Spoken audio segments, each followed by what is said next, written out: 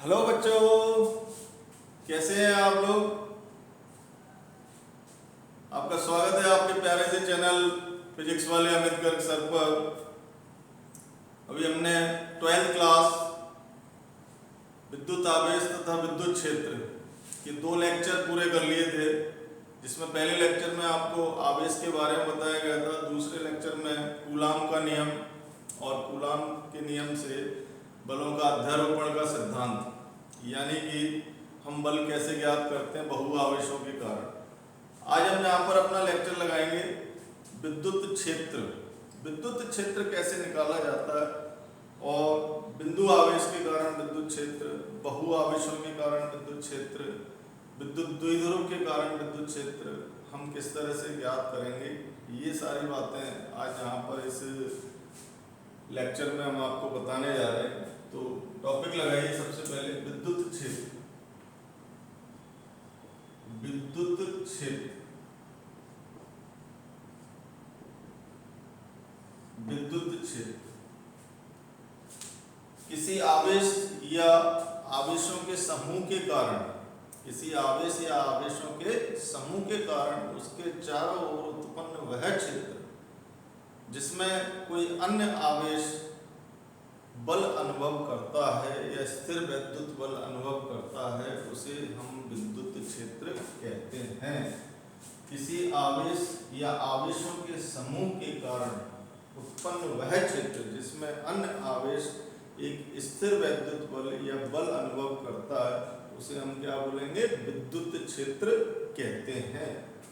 अब ये देखिए कि विद्युत क्षेत्र हर एक आवेश के कारण हुआ, प्रत्येक आवेश के कारण, प्रत्येक आवेश के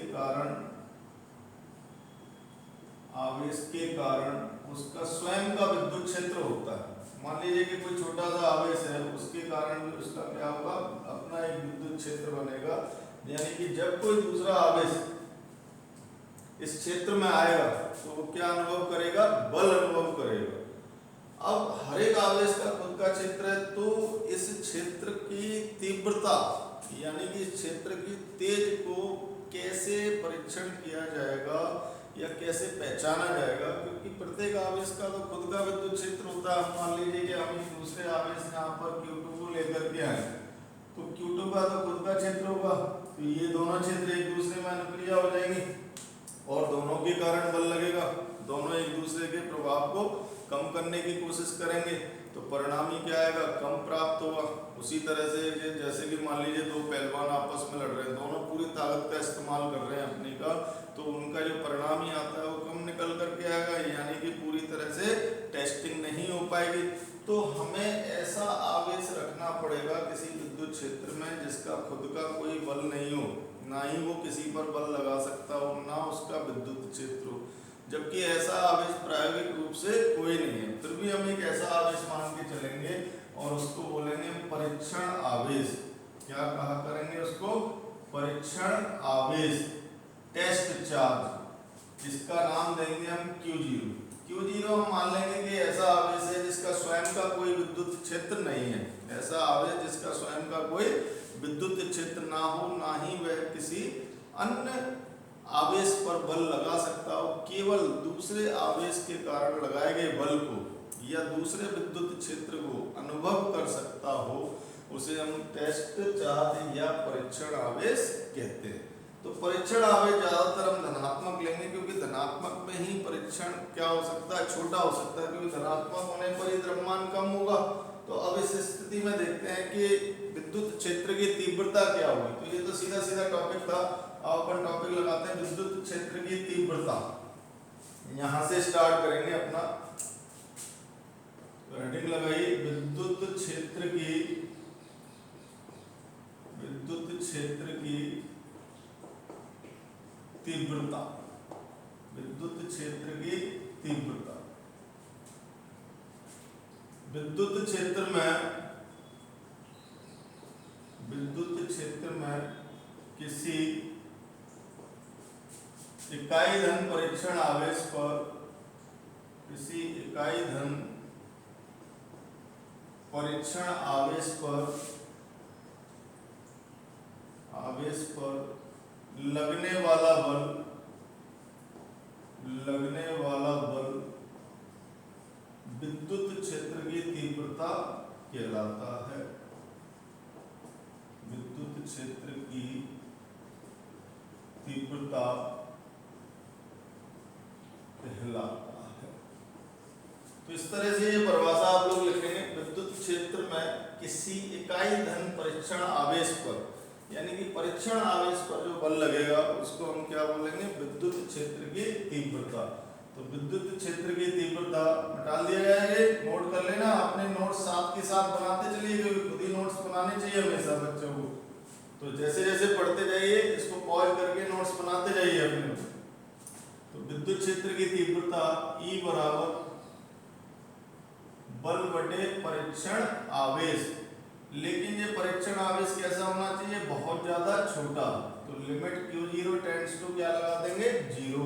यानी कि इस परीक्षण आवेश कहाँ की ओर अग्रसर है, 0 की ओर अग्रसर है। तो ये हमारा सूत्र बन गया E बराबर F बटे Q0। यह है विद्युत क्षेत्र की तीव्रता का सूत्र। अब इसका मात्रक कितना आ जाएगा, मात्रक यदि लगाएंगे आप तो न्यूटन बटे कूलम। और यदि विमीय सूत्र निकालना चाहे तो बल का विमीय सूत्र आपको याद होना चाहिए, कितना होता था, m1L1 T-2। कूलम का कितना लगाएंगे, 80, यानी A1 T1। तो इसको हल करेंगे बच्चों, कितना आ जाएगा, m1L1 T-3 A-1। पावर ऊपर जाएंगे तो कितना आ जाएगा, m1L1 T-3 A-1। अब ये सदिश राशि है, सदिश राशि। तो सदिश है तो E सदिश बराबर हम क्या लिख सकते हैं, बल के अनुदिश दिशा आएगी, limit Q0 tends to 0 F सदिश बटे Q0, F सदिश बटे Q0। अब दिशा हम कहाँ देंगे, इसकी दिशा भी दिखाना जरूरी है। दिशा आएगी, यदि धनावेश है तो धनावेश के कारण यदि विद्युत क्षेत्र उत्पन्न हो रहा है तो दिशा विद्युत क्षेत्र की क्या आएगी, उससे दूर की तरफ, यानी कि अवे, दूर की तरफ होगी। और यदि ऋणावेश है तो दिशा कहाँ होगी, उसके पास की तरफ होगी, टुवर्ड्स, यानी कि पास। तो विद्युत क्षेत्र की दिशा यदि धनावेश है तो दूर की तरफ लगाएंगे, ध्यान रखना अच्छी तरह से। और ऋणावेश के कारण यदि विद्युत क्षेत्र उत्पन्न हुआ है तो उसकी दिशा हम कहाँ लगाएंगे, ऋणावेश की तरफ लगाएंगे। तो इस तरह से हमारा ये विद्युत क्षेत्र की तीव्रता का सूत्र यहाँ पर आ गया, F बटे Q0। कंडीशन क्या हुई, विद्युत क्षेत्र में किसी इकाई धन परीक्षण आवेश पर लगने वाला बल विद्युत क्षेत्र की तीव्रता कहलाता है। नोट कर लिए बच्चों, नोट कर लीजिए आप लोग, मिटा दें, ठीक। अच्छी तरह से करिए, पूरा वीडियो देखा करो आप लोग। जब तक पूरा नहीं देखोगे तब तक कुछ समझ में नहीं आएगा, और उसको अपने हिसाब से नोट्स बनाने की कोशिश करिए। जैसे जैसे मैं बोलता जाता हूँ वो सारे नोट्स आपको तैयार करने, बिल्कुल आपका टॉपिक के हिसाब से ही आपको पढ़ाया जा रहा है। अब ये देखो कि बिंदु, अगला टॉपिक लगाइए, बिंदु आवेश के कारण, बिंदु आवेश के कारण, आवेश के कारण विद्युत क्षेत्र की तीव्रता, विद्युत क्षेत्र ज्ञात करना, ज्ञात करना। बिंदु आवेश के कारण विद्युत क्षेत्र की तीव्रता या विद्युत क्षेत्र ज्ञात करना। विद्युत क्षेत्र हम बिंदु आवेश के कारण कैसे ज्ञात करेंगे, मान लेते हैं कि माना कि एक आवेश Q बिंदु O पर रखा हुआ है, हमें इससे r दूरी पर स्थित किसी बिंदु P पर, r दूरी पर कोई बिंदु P है, इस बिंदु P पर विद्युत क्षेत्र की तीव्रता ज्ञात करनी है। तो इस बिंदु P पर एक परीक्षण आवेश Q0 रखेंगे, क्या रखेंगे, एक परीक्षण आवेश Q0। जैसे हमने इस परीक्षण आवेश Q0 रखा तो परीक्षण आवेश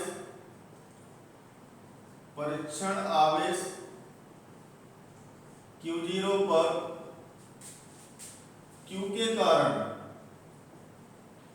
कारण लगने वाला बल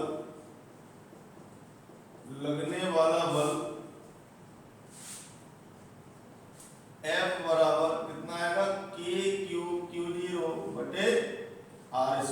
यही सूत्र होता है कूलम के नियम से। इसको मान लिया हमने समीकरण नंबर 1। अब विद्युत क्षेत्र की तीव्रता क्या बन जाएगी? तो विद्युत क्षेत्र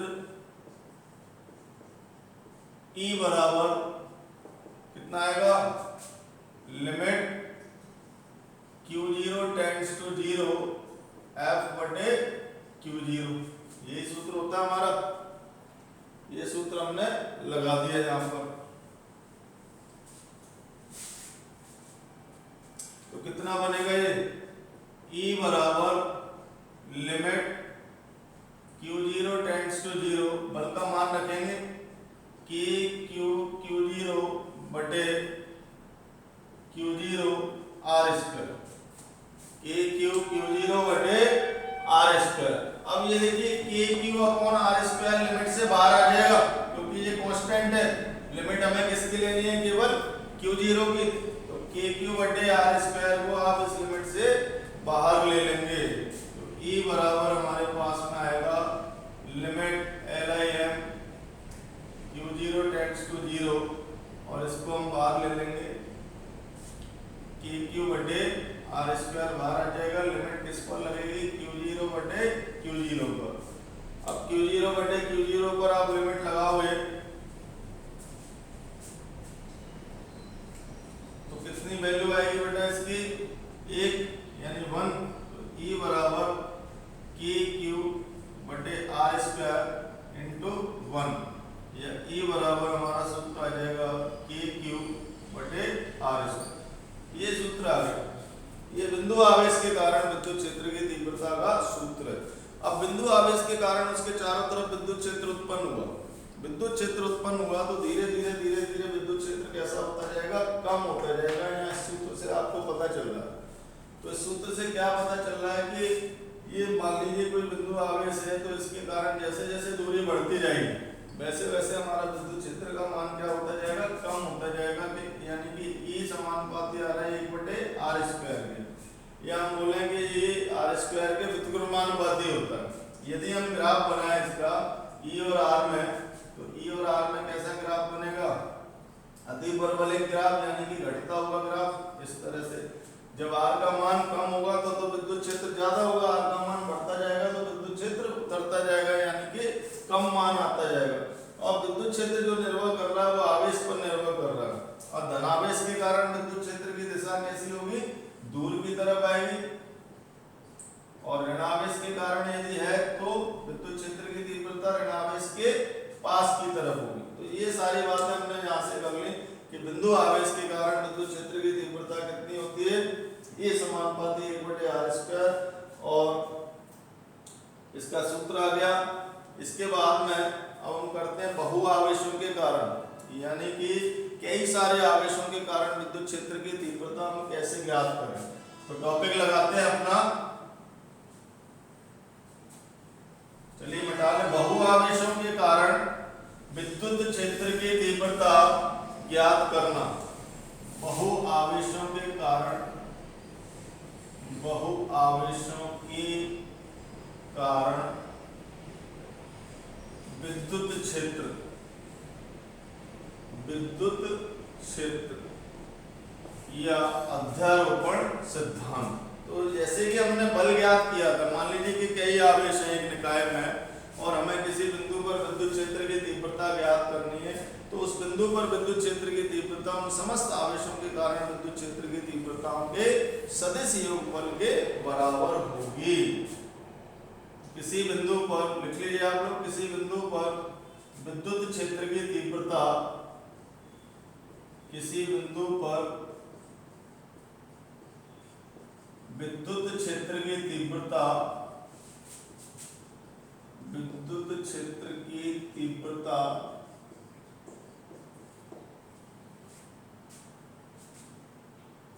उस बिंदु पर समस्त आवेशों के कारण, उस बिंदु पर समस्त आवेशों के कारण, आवेशों के कारण विद्युत क्षेत्र की तीव्रताओं के, विद्युत क्षेत्र की तीव्रताओं के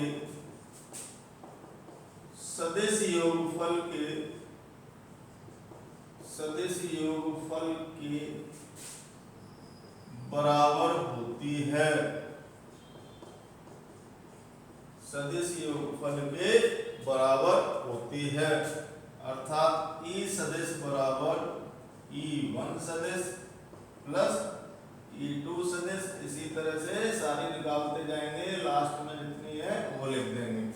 तो विद्युत क्षेत्र की तीव्रता समस्त आवेशों के कारण उस बिंदु पर विद्युत क्षेत्र की तीव्रताओं के सदिश योगफल के बराबर होगी। नोट कर लीजिए। अब इसका आपको कैसे करते हैं वो बताते हैं।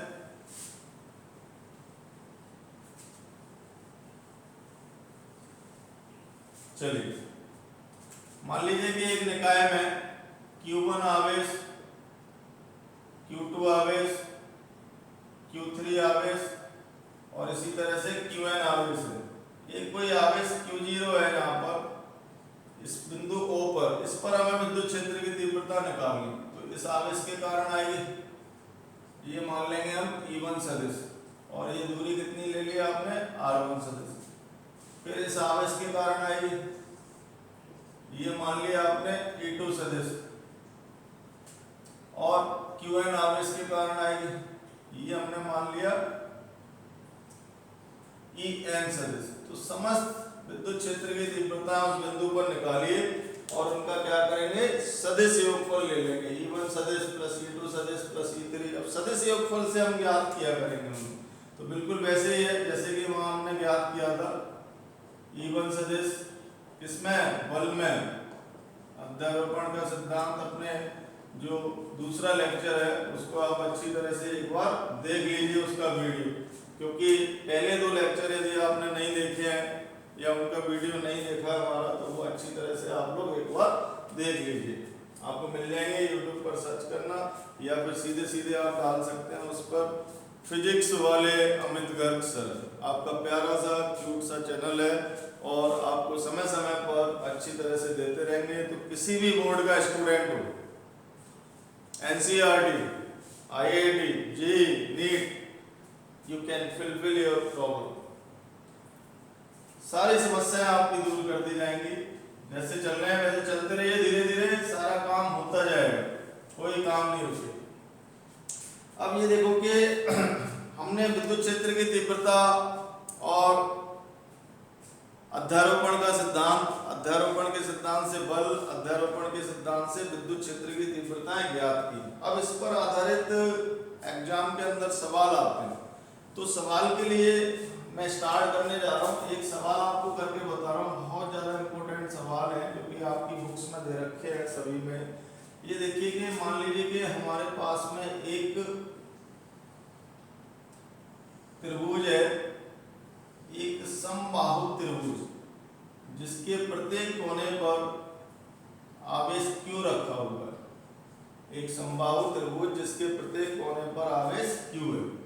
इस समबाहु त्रिभुज की भुजा E है। प्रश्न लगा लीजिए आप लोग। तो उसके केंद्र पर आवेश Q0 पर लगने वाला कुल बल ज्ञात करना है। कुल बल या कुल विद्युत क्षेत्र की तीव्रता, दोनों के सवाल एक जैसे बनेंगे, कहीं कोई दिक्कत की बात नहीं। तो इसके केंद्र पर हमें कुल बल ज्ञात करना है। तो जरा क्वेश्चन लिखिए आप लोग।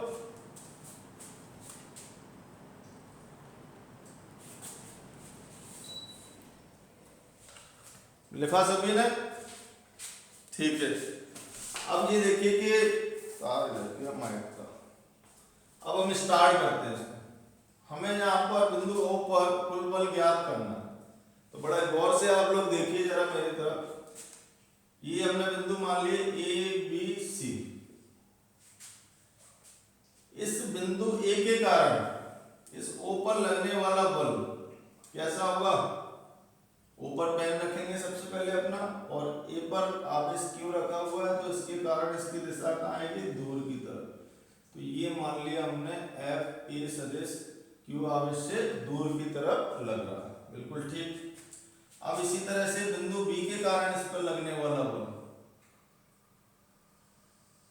पेन रखेंगे यहाँ पर अपना, और इससे दूर की तरफ, ये आ गया हमारा FB सदिश। इसी तरह से बिंदु C के कारण, बिंदु C के कारण इस पर लगने वाला जो बल होगा वो क्या होगा, सी से दूर की तरफ, यानी कि ये आ गया हमारा एफ सी सदिश। अब तीनों बल आ गए बिंदुओं पर, एक बल इधर जा रहा है ए सदिश, दूसरा इधर जा रहा है और तीसरा नीचे जा रहा है एक ही बिंदु से। तो बिंदु ओ पर परिणामी बल क्या होगा, तीनों बलों के सदिश योगफल के बराबर। अब हम तीनों बलों का सदिश योगफल तो कर ही नहीं सकते, क्यों, क्योंकि हमने सदिश नियम पढ़े हैं, केवल दो सदिशों का योगफल किया जाता है। यदि दो सदिश आपने पढ़ा होगा 11वीं क्लास के अंदर, आर सदिश बराबर, और 11वीं का तो हम भूल जाते हैं, सारा भूल गए होंगे आप लोग, क्योंकि 11वीं के नाम पर तो हम गजनी बन जाते हैं ना, गजनी जैसे भूल जाता था ना सारी चीजें, ऐसे बच्चे भूल जाते हैं। चलिए कोई बात नहीं है, देखते हैं। आर सदिश बराबर ए सदिश प्लस बी सदिश, तो इसके दो नियम चलते थे। पहले तो अपन रचनात्मक इसको कैसे करते थे, यानी कि दो नियम के आधार पर हम इसकी व्यवस्था करते थे। सदिश योग का त्रिभुज नियम, दूसरा होता था सदिश योग का समांतर चतुर्भुज नियम। तो सदिश योग का त्रिभुज नियम आपको बता रहे हैं, यदि किसी त्रिभुज की दो भुजाएं एक ही क्रम में दो सदिशों को प्रदर्शित करती हैं, एक ही क्रम में, एक ही क्रम का मतलब हेड के बाद फिर सीधा हेड, जैसे लाइन में खड़े होते हैं ना बच्चे, तो वो क्रम कौन सा माना जाएगा, एक ही क्रम, लाइन में खड़े हो रहे हैं, सबका सिर एक साथ है, और यदि कोई उल्टा खड़ा हो जाए तो वो क्या हो जाएगा, विपरीत क्रम, यानी सिर से सिर टकराएगा, पीछे का आगे से, तो क्या होगा, विपरीत क्रम। तो जब दो सदिश किसी त्रिभुज की दो भुजाओं को एक ही क्रम में प्रदर्शित करें, तो त्रिभुज की तीसरी भुजा विपरीत क्रम में, किस क्रम में, विपरीत क्रम में उनके सदिश योगफल को प्रदर्शित करती है। ये था सदिश योग का त्रिभुज नियम। इसके बाद आपको बताया गया था सदिश योग का समांतर चतुर्भुज नियम। यदि किसी समांतर चतुर्भुज की दो भुजाएं, दो आसन्न भुजाएं ए सदिश और बी सदिश को प्रदर्शित करती हो, यानी दो सदिशों को प्रदर्शित करती हो, तो उसी बिंदु से होकर जाने वाला विकर्ण, यानी कि सह प्रारंभिक विकर्ण, उनके सदिश योगफल को प्रदर्शित करेगा। यानी कि समांतर चतुर्भुज में सीधा सीधा सा है, यदि दो सदिश एक ही बिंदु से निकल लें तो उनका जो परिणामी होगा वो भी उसी बिंदु से निकलेगा। अब ये तो आ गया रचनात्मक कारण। अब ये परिणामी भी किसी एंगल पर होगा, कोण पे, मान लेते हैं अल्फा, और दोनों सदिशों के बीच कोण कितना है, थीटा मान लिया हमने। तो अब हमारे सामने प्रश्न ये उठता है कि अरे भाई, हम ये दोनों सदिशों का परिमाण और दिशा अलग से कैसे ज्ञात करें। तो उसके लिए आपको एक गणितीय विवेचन लिखाया गया था 11वीं क्लास में, कि ये दो सदिश है, मान लीजिए ए सदिश और दूसरा कितना हमारा बी सदिश, ये दोनों एक दूसरे से थीटा कोण बनाते हैं, तो इनका परिणामी जो आएगा वो इनके बीच में से कहीं से निकलेगा आर सदिश। परिणामी ए सदिश से अल्फा कोण बनाता है, कितना कोण बनाता है, अल्फा कोण बनाता है। तो दोनों सदिशों के बीच कोण थीटा है, तो इनका जो परिणामी होगा, परिणामी का जो परिमाण होगा वो आर बराबर किससे दिया जाएगा, under root A square plus B square plus 2ab cos theta से। एक तो ये सूत्र बच्चों ध्यान रखना आप लोगों को अच्छी तरह से, यदि नहीं ध्यान रख पाए तो 12th क्या सारा ही कंपटीशन का मामला आपका बिल्कुल बेकार हो जाएगा। तो हमें ये पता होना मस्ट है। इसके बाद जो परिणामी कितने कोण पर है उसका सूत्र हमने ज्ञात किया था, tan अल्फा बराबर होता है b sin थीटा बटे a plus b cos theta, b sin theta बटे a plus b cos theta, ये पता होना जरूरी है आपको। तो ये दोनों चीजें आ गई, और ये समांतर चतुर्भुज नियम। तो अच्छी तरह से इसको नोट कर लीजिए, अच्छी तरह से समझ लीजिए, पॉज कर करके नोट करिए आप लोग, और बहुत अच्छी तरह से याद कर लीजिए। अब देखो, दो कंडीशन जो इजी होती हैं वो मैं डायरेक्ट लगाऊंगा यहाँ पर, इस फॉर्मूले का इस्तेमाल नहीं करेंगे। कौन सी, पहला नंबर, जब दो सदिश एक ही दिशा में हो, तो एक ही दिशा में होने का मतलब थीटा बराबर कितना हो, 0 डिग्री। मान लीजिए कि एक सदिश ये आपका ए सदिश और दूसरा सदिश भी इसी दिशा में बी सदिश, तो थीटा बराबर कितना आ जाएगा, 0 डिग्री। तो इन दोनों सदिशों का सदिश योगफल का परिमाण इन दोनों के परमाणुओं के योग के बराबर होगा। ये हम डायरेक्ट लिखा करेंगे 12th क्लास के अंदर। फिर इस कंडीशन में आएगा केवल a प्लस बी, जैसे 3 + 5 8 करते हैं ना, तो वेक्टर में कब करेंगे ऐसा, जब दोनों सदिश एक ही दिशा में लग रहे हो तब, अदरवाइज नहीं करेंगे। हर एक कोण के लिए नहीं करेंगे, हर एक कोण के लिए इस वाले सूत्र का हम उपयोग करेंगे। केवल किसके लिए करेंगे, जब थीटा बराबर 0 डिग्री दिया हो, यानी कि दोनों सदिश एक ही दिशा में जा रहे हो, तो उनके जो परिणामी का परिमाण है वो कितना आएगा, a प्लस बी, और दिशा भी क्या होगी, दोनों सदिशों की दिशा के अनुदिश। तो इसको हम डायरेक्ट याद रखेंगे, इसके लिए सूत्र लगाने की आवश्यकता नहीं। दूसरा, यदि दो सदिश परस्पर विपरीत दिशा में हो, मान लीजिए कि एक सदिश ए सदिश ये रहा आपका और दूसरा सदिश ये बी सदिश, ये दोनों एक दूसरे के विपरीत दिशा में, तो इनका जो परिणामी का परिमाण आएगा वो इनके परमाणु के अंतर के बराबर होगा।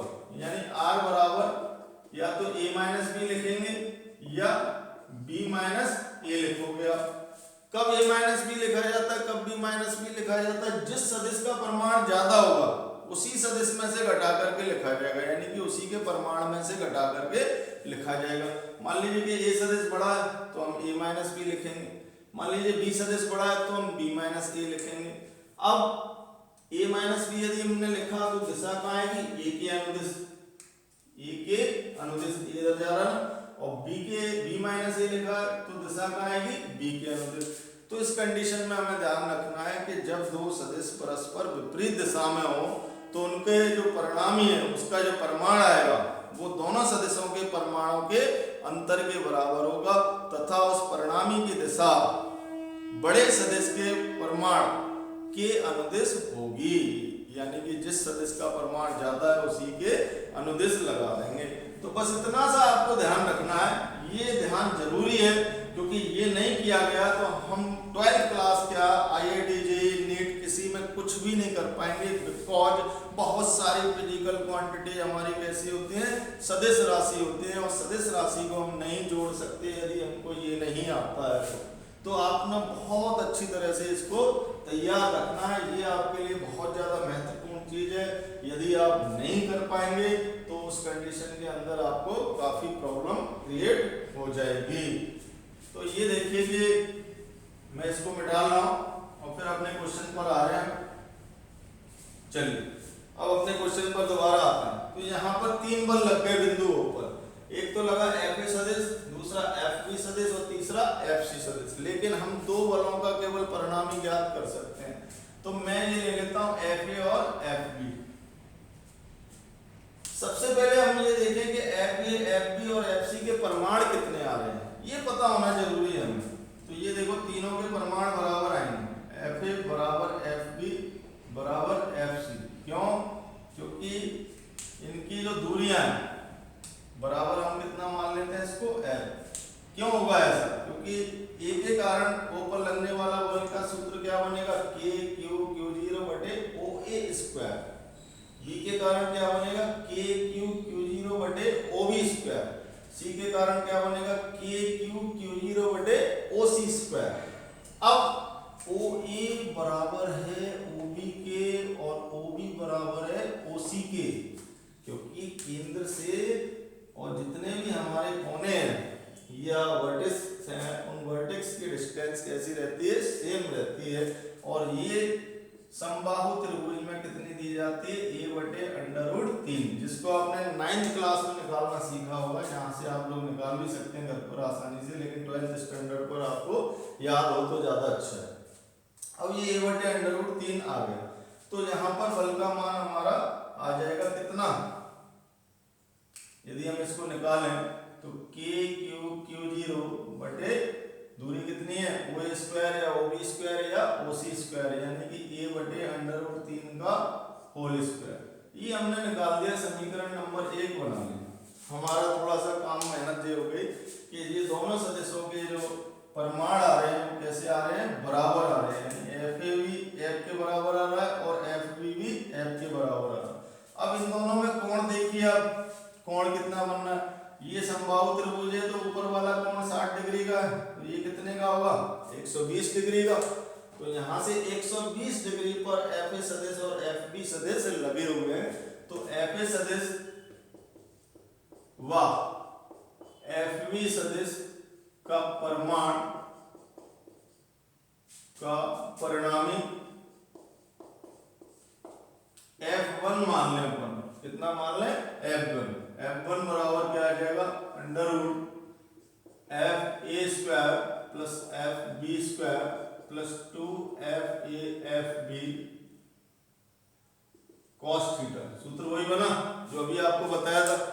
अब क्या करेंगे जी, इसमें मान रख देंगे अपने सारे, मान रखिए फटाफट। अब थोड़ा जल्दी करेंगे अपन, मान रखेंगे तो F² plus F² plus 2FF cos 120 cos 120 का मान कितना होता है -1/2।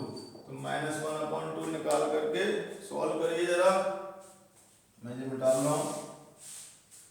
इसको यदि सॉल्व करेंगे तो F1 बराबर आपका आ जाएगा under root F² plus F² plus 2F² और -1/2। इसको सॉल्व करेंगे पूरे को तो ये आ जाएगा आपका F, यानी कि इसका परिणामी भी कितना आ गया F आ गया। 2 से 2 काट देंगे, F² से F² कट जाएगा, F² का अंडर रूट कितना होगा F। अब दूसरा स्टेप पे ये जो F1 है, जो परिणामी आ रहा है हमारा, वो यहाँ से कितने कोण पर निकलेगा। अब यहाँ से तो बहुत सारी दिशाएं हमने बताया था समांतर चतुर्भुज नियम से कि 2 सदिश यदि ऐसे लगे हों तो तीसरा सदिश भी उसी बिंदु से निकलेगा जो इसका परिणामी होगा। अब ये परिणामी कितने कोण से निकलेगा वो नहीं पता, तो उसके लिए क्या सूत्र लगाओगे tan अल्फा का। tan अल्फा का क्या सूत्र बताया था आपको, v sin थीटा बटे a plus b cos theta. अब इसमें मान लगाइए अपना, दोनों बल बराबर है तो f sin 120 बटे f plus f cos 120 degree. अब 120 के हिसाब से इसको सॉल्व करके बताइए। sin 120 का मान कितना होता है, भूल गए 11th क्लास का, फिर आ गया, कोई बात नहीं। अंडर रूट 3/2 कितना मान होता है, अंडर रूट 3/2 बटे f प्लस f इंटू -1/2। इसको हल करें जरा, हल करिए बच्चों, तो f माइनस f/2 बनेगा बराबर कितना बचेगा अंडर रूट 3। कितना बचेगा अपने पास में अंडर रूट 3, और tan अल्फा की वैल्यू अंडर रूट 3 आ जाएगी, तो अल्फा बराबर कितना आएगा 60 डिग्री। tan अल्फा की वैल्यू √3 तो अल्फा बराबर 60 डिग्री, यानी कि कितना कोण होता है 60 डिग्री के कोण पर tan की वैल्यू कितनी होती है √3। तो अब ये दो चीजें आ गई हमारे पास में, परिमाण तो आ गया F1 का F और दिशा कितनी आ गई 60 डिग्री। अब यहां से 60 डिग्री बनाते हुए ये मैं हटा रहा हूं, मिटा दें। यहां से 60 डिग्री फिक्स 60 डिग्री कौन सी लाइन पर आ रहा है, उसी लाइन पर ही आ रहा है, तो ये फिक्स 60 डिग्री पर यहां से निकलेगा। तो पूरे 60 डिग्री हमने यहां से 60 डिग्री के कोण पर ये बनाते हुए निकालना है। इधर में डाल देना इसको, ये दोनों बल ऐसे हैं FB, तो ये कहाँ जाएगा इस तरह से फिक्स ऊपर, तो ये हमारा आ गया F1 सदिश। कितना आ गया F1 सदिश, F1 सदिश। अब ये देखिए कि बिंदु O पर दो बल रह गए, F1 सदिश और दूसरा FC सदिश। अब ये दोनों बल परिमाण में समान और दिशा में विपरीत है, तो एक दूसरे को क्या कर देंगे निरस्त, तो परिणामी बल बिंदु O पर कितना लिख देंगे हम 0। तो हम यहाँ पर अगली लाइन में लिखेंगे F1 सदिश व FC सदिश परिमाण में समान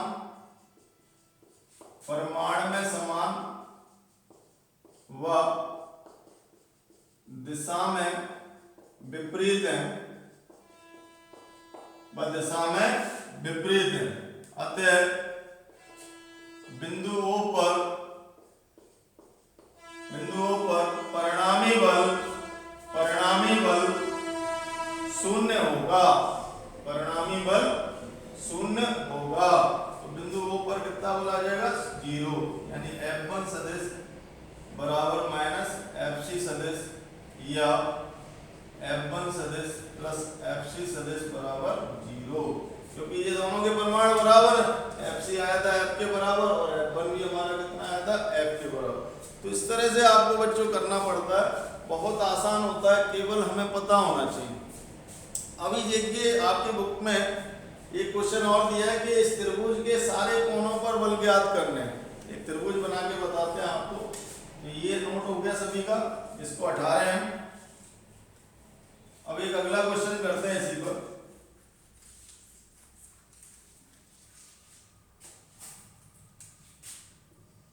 मान लेते हैं कि एक त्रिभुज है, एक प्रश्न में आपको त्रिभुज दिया है, समबाहु त्रिभुज, जिसकी भुजा ए मान लीजिए, जिसके प्रत्येक कोने पर आवेश थोड़ा सा अलग है। Q यहाँ पर रखा हुआ है, Q इस पर है और इस पर -Q आवेश प्लेस है। कितना है? -Q। A, B और बिंदु C, A, B और बिंदु C। तो F A सदिश, F B सदिश व F C सदिश ज्ञात करें। दिशा से चित्र बना के ज्ञात करना। F A सदिश, F B सदिश और F C सदिश। कितना बल A पर होगा, कितना B पर होगा और कितना C पर होगा। चलिए देखते हैं। पहले आप नोट कर लीजिए, करिए।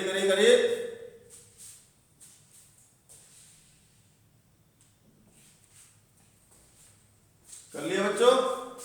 ठीक। अब हम देखते हैं,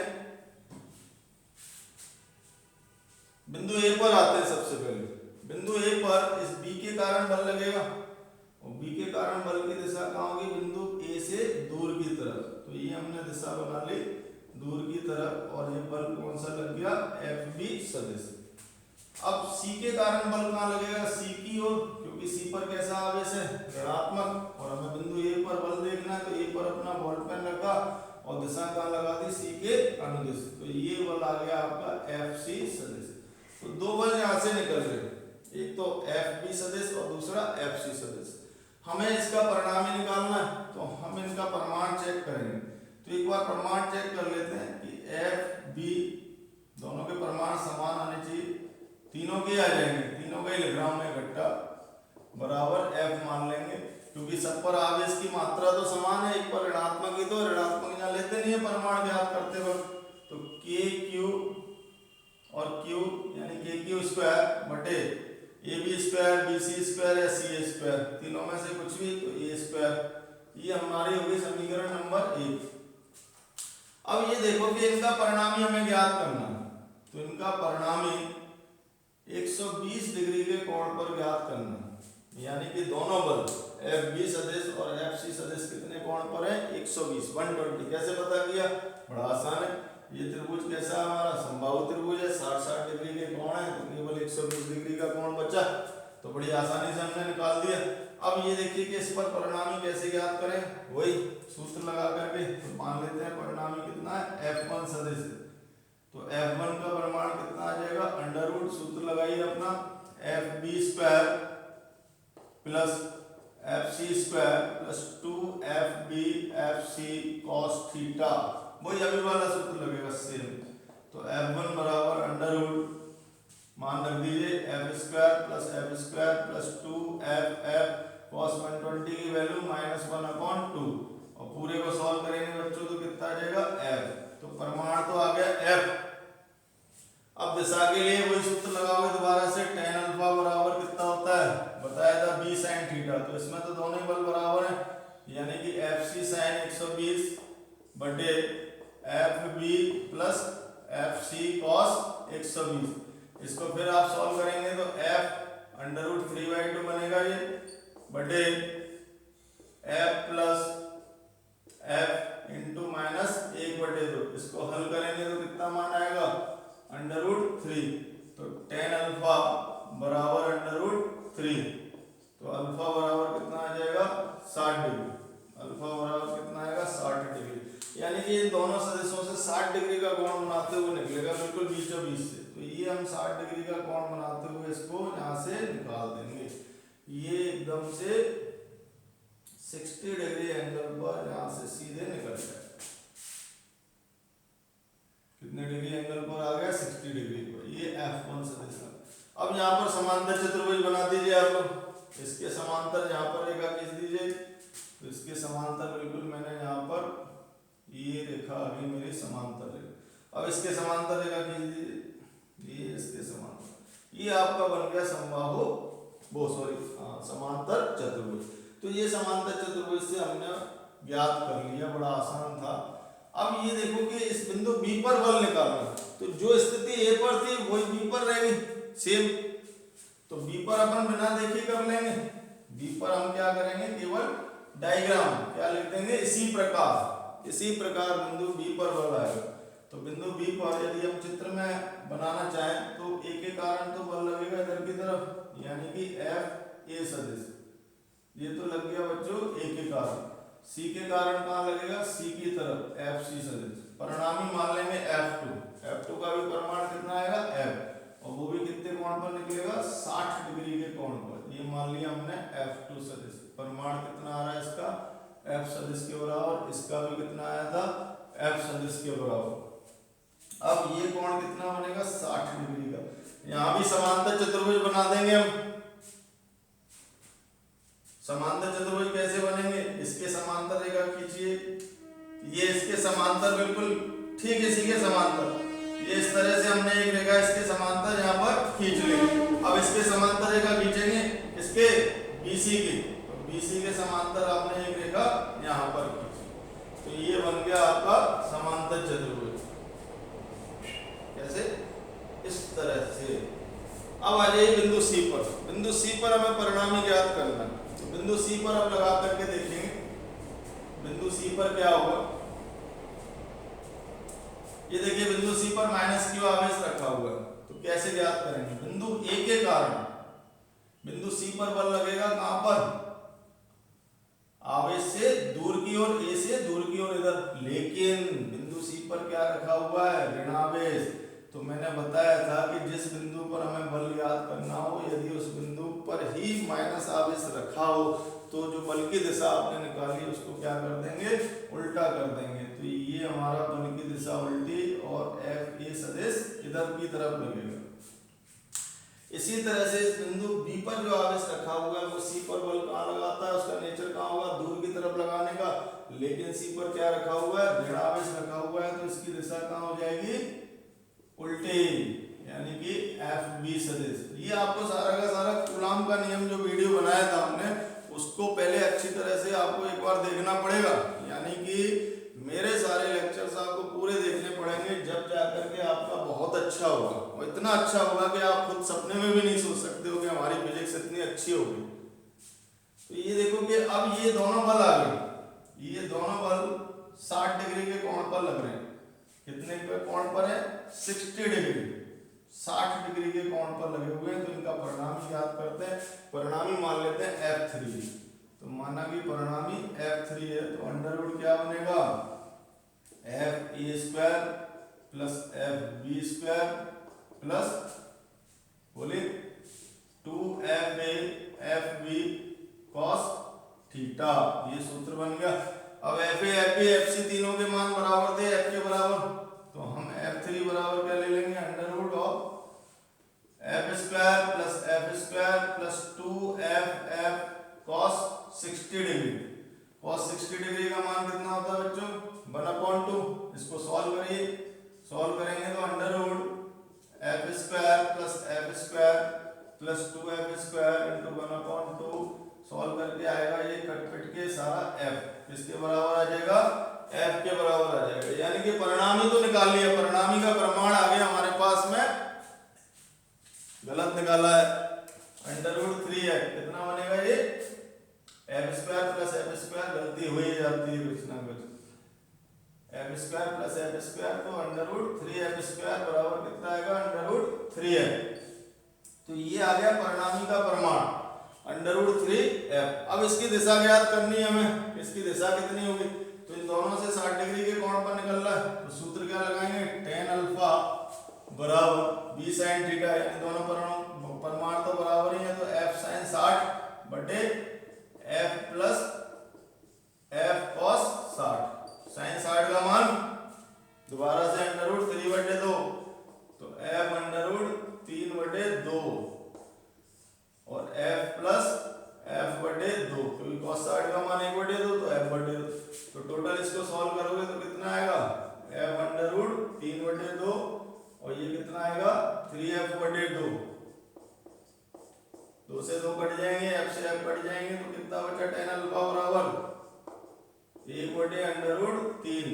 1/√3 में कितना मान होता है 30 डिग्री। कितना कोण का मान होगा 30 डिग्री। तो ये नोट करिए आप लोग सब, 30 डिग्री मान आ गया।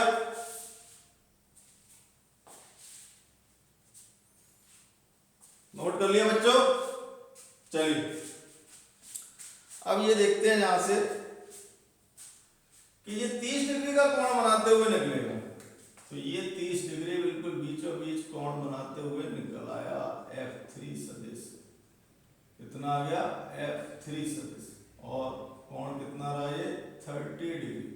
तो इस तरह से आपको चित्र बना करके आना। ये सीधा सीधा हमारा आपकी बुक में NCERT बुक में दिया हुआ है, और बोर्डों की बुक में भी है सभी में। तो बहुत अच्छी तरह से आपको ये करना है। तो इस तरह से सारे सवाल किए जाते हैं। अब आपको होमवर्क दे रहे हैं, आप घर पर भी लगा सकते हैं 1-2 प्रश्न। एक प्रश्न आप लोग लिखिए, एक वर्ग दे रखा है। मान लीजिए कि एक वर्ग है और इस वर्ग के प्रत्येक कोने पर आवेश Q है। इस वर्ग के प्रत्येक कोने पर आवेश Q है। वर्ग की भुजा A है। तो वर्ग के केंद्र O पर कुल बल ज्ञात करिए। FO बराबर क्वेश्चन मार्क। क्या ज्ञात करना? वर्ग के केंद्र पर कुल बल ज्ञात करना। ठीक है, ये तो आपको घर से करना है। ये बिल्कुल वैसे ही करना है जैसे हमने त्रिभुज का बताया। अब इसको करके देखना, आंसर क्या आएगा 0। केंद्र पर आंसर कितना आएगा इसका 0। तो यहां से एक नियम भी आ जाता है, यदि किसी बहुभुज में, जो समान बहुभुज हो जिसमें सारी भुजाएं समान हो, यदि उसके प्रत्येक कोनों पर आवेश Q रखा हो, या समान आवेश और समान प्रकृति का, यानी कि एक जैसा plus plus plus minus minus minus सभी पर एक जैसा आवेश रखा हो, तो उसके केंद्र पर यदि बल पूछा हो तो वो केंद्र पर बल कितना आता है 0 आता है। ये आपको अच्छी तरह से ध्यान रखना, कंपटीशन में मदद करेगा। अब लेकिन यदि हमें एक बिंदु पर आवेश पूछ ले वर्ग में, तो हम क्या करेंगे?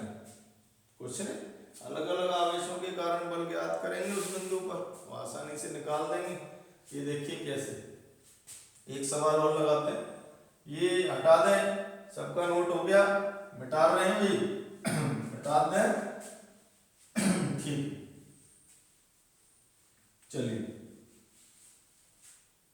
अब आ जाते हैं अपन अगले सवाल पर। मान लीजिए कि हमसे इस तरह से पूछता है कि ये एक वर्ग है और वर्ग के प्रत्येक कोने पर Q लगा लो जी। इस पर Q0 लगा लेते हैं, कैपिटल Q रख लेते हैं। तो ये A, B, C और D। ठीक है जी। तो बिंदु C पर कुल बल ज्ञात करने के लिए आ जाए, और वर्ग की भुजा कितनी है A। आपका प्रश्न है FC बराबर क्वेश्चन मार्क, यानी कि बिंदु C पर आपको कुल बल ज्ञात करना है। तो बड़ा आसान है, कोई सदिश योग के नियम से हम ज्ञात कर लेंगे आसानी से। ये देखिए कैसे, बिंदु C पर इस B आवेश के कारण बल लगेगा। B आवेश कैसा है? धनात्मक है। तो B आवेश से उसकी दिशा कैसी जाएगी? दूर की तरफ। ये तो लग गया FB सदिश। बिंदु C पर D आवेश के कारण बल लगेगा, और दिशा कैसे जाएगी? D से दूर की तरफ। ये आ गया हमारा FD सदिश। 2 बल लग गए। इसी प्रकार बिंदु A से बल लगेगा। बिंदु A से बिंदु C पर आप पॉइंट रखेंगे अपना, C पर से दिशा देंगे, A के कारण कैसी दिशा आएगी? इसकी दूर की तरफ। ये लग गया आपका FA सदिश। ये और इसमें दोनों में एंगल कितना है? 45 डिग्री का। तो 3 बल लग गए, FB सदिश, FD सदिश और FA सदिश। ठीक है जी। अब जरा देखिए कि पहले इन दोनों बलों का परिणाम ही ज्ञात कर लीजिए आप, FB सदिश और FD सदिश का। ये दोनों बल कैसे लगे हुए हैं? 90 डिग्री पर। तो पहले इनका परिमाण ज्ञात करते हैं। FB का परिमाण किसके बराबर है? FD के, क्योंकि ये भी दूरी A है और ये भी दूरी A है। तो हम क्या लिख सकते हैं? KQ Q0 बटे A²। यहाँ से जहाँ तक भी A, ये भी A, तो KQ बटे आर स्क्वायर। अब हम एफ ए का परिमाण देख लेते हैं। एफ ए का परिमाण कितना आएगा, के क्यूब क्यू जीरो बटे यहाँ से यहाँ तक की दूरी ए सी स्क्वायर, तो के क्यूब क्यू जीरो बटे ए सी की वैल्यू कितनी आती है, अंडर रूट 2a, जानते होंगे सारे बच्चे, अंडर रूट 2a का स्क्वायर का मतलब 2a स्क्वायर। तो ये दोनों के परिमाण हमने ज्ञात कर लिए। एफ बी और एफ डी के परिमाण को आप मान लीजिए एफ। अब ये दोनों 90 डिग्री के कोण पर लगे हुए हैं, तो मान लेते हैं एफ बी व एफ डी सदिश का परिणामी F1 सदिश है। अब परिणामी कितना है, F1 सदिश है, तो F1 बराबर आ जाएगा under root F B square plus F D square plus 2FB FD cos theta. लगाइए मान,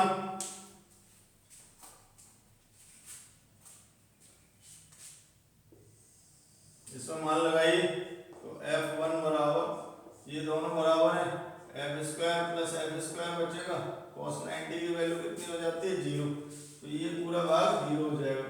तो सॉल्व होके कितना आ गया, अंडर रूट 2f, यानी कि परिमाण तो आ गया इसका अंडर रूट 2f, परिमाण कितना आ गया, अंडर रूट 2f, लेकिन दिशा क्या है, ये निकलेगा कहां से, तो इसका परिणाम ये एफ बी और एफ डी का कहां से निकलेगा वो देखते हैं।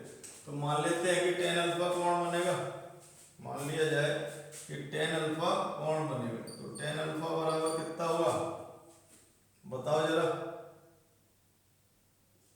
एफ साइन 90 बटे F plus F cos 90, sine 90 का मान 1, तो tan अल्फा बराबर कितना आ जाएगा, एफ बटे एफ प्लस 0, कॉस 90 का मान 0, तो बराबर 1, अल्फा बराबर कितना आ जाएगा 45 डिग्री। तो ये कहाँ पर निकलेगा 45 डिग्री, यानी कि इसी लाइन पर, जिस लाइन पर एफ जा रहा है उसी लाइन पर ये भी आ जाएगा।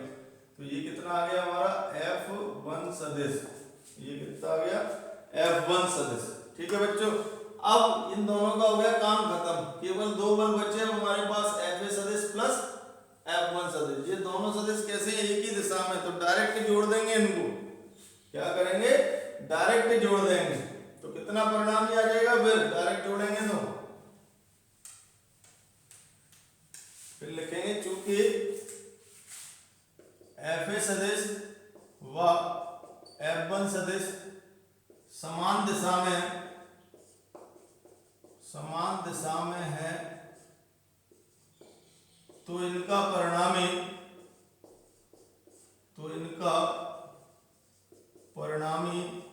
का परिमाण F2 बराबर कितना आ जाएगा, F1 प्लस FA। ये आंसर आ गया आपका, F1 प्लस FA। दिशा भी कहाँ होगी उसकी, उसी दिशा में होगी, दिशा भी कहाँ आएगी, उधर ही आएगी। तो आप जोड़ के लिख दीजिए, आ जाएगा आपका उत्तर। F1 कितना था आपका, अंडर रूट 2f प्लस, और FA कितना है आपका, के क्यू क्यू बटे स्क्वायर, यानी f बटे 2, f बटे 2 लिख सकते हैं। देखिए यहाँ से इसका मान कितना आ रहा है अपना f, तो f बटे 2, तो सॉल्व होके F2 बराबर कितना आ गया, 2 रूट 2, एलसीएम ले लीजिए, प्लस 1 बटे 2 इंटू f। ये उत्तर आ गया, बड़ा फेमस है, 2 बार आ चुका है आपके लिए बोर्ड में, आईआईटी में भी पूछा जा चुका है, तो अच्छी तरह से अपना करिए। ये देखिए कि हमारे जो चैनल है फिजिक्स वाले अमित गर्ग सर, उसको आप लोग सब्सक्राइब करते रहिए, मोर एंड मोर, ज़्यादा से ज़्यादा सब्सक्रिप्शन होगा तो उस कंडीशन में ज़्यादा से ज़्यादा बच्चों तक हमारा ये वीडियो पहुंच सकेगा और वो भी अपना लाभ उठा सकेंगे। तो अच्छी तरह से आप लोग इसको पढ़िए और सब्सक्राइब करते रहिए। अगले वीडियो में फिर मिलेंगे, बाय।